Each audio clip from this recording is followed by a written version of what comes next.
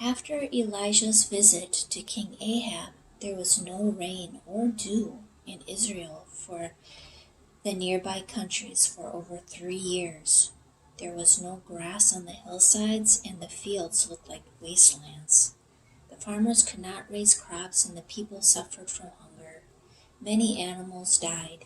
Even the king's horses and mules were gaunt, hungry-looking beasts. By this time, Ahab was sure there would never be rain until Elisha announced it. He wanted to find Elijah and bring him back to the palace. Perhaps he planned to force Elijah to announce rain. Ahab sent messengers everywhere to look for the missing prophet. Always they returned with the same report. We can find no trace of him. Elijah seemed to have disappeared completely. Obadiah, Ahab's chief servant, was a man who feared God.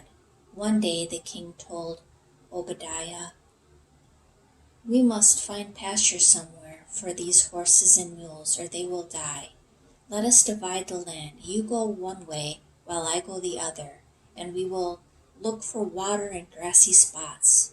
So the two separated and went in opposite directions. Obadiah had not gone far when he met a man wearing a camel's hair coat. He knew at once that this was Elijah. In surprise and fear, he fell on his face before the prophet. Elisha said, "Go tell the king I am here." Obadiah asked, "Why have you come to me after the king has searched for you in every nation and kingdom? Now you want me to tell him you are here? Then when I tell the king you will leave, then you will leave. The king will not find you, and I shall suffer. Already I am in disfavor because I hid 100 of the Lord's prophets when Jezebel tried to kill them.